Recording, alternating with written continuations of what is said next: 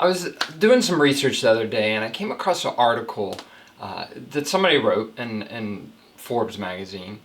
And one of the principles in that article, they discuss the idea of loose versus tight leadership. When I read that, I started to think of a runner.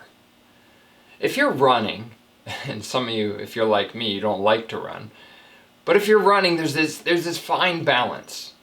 You don't want to be too tight and tense, or you're going to hurt. You're not going to run fluidly. But if you're too loose, you're flailing all over and you're not efficient. So how does that apply to our leadership? Well, if we're too loose and don't give enough boundaries and parameters and autonomy, and we give too much autonomy, then people won't know what the boundaries are. Think of a kid on a playground. If there's a fence, they can go anywhere. So they need some boundaries. But if we're too tight, people are restricted and they won't feel empowered to be creative and innovative. So the challenge we have is, how do we balance that loose and tightness?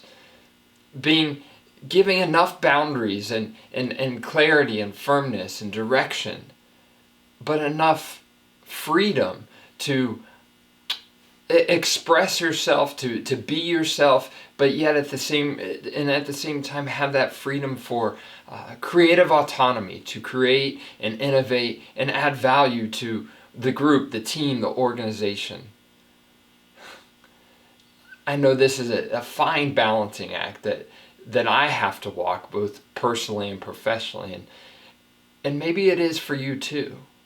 Take some time after you've heard this and think, where am I on the spectrum? If here's on a scale of 1 to 10, am I 10 and way loose, or am I 1 and too tight? Where are you on that spectrum? And then what would it take to move one notch in the direction you need to go? Because some of us are naturally going to be more tight, and some of us are naturally going to be more loose. But there's a fine line in there we need to walk. A little tightrope, so to speak. So what's one way you can walk that tightrope today? Thanks for watching. Thanks for listening, and lead well.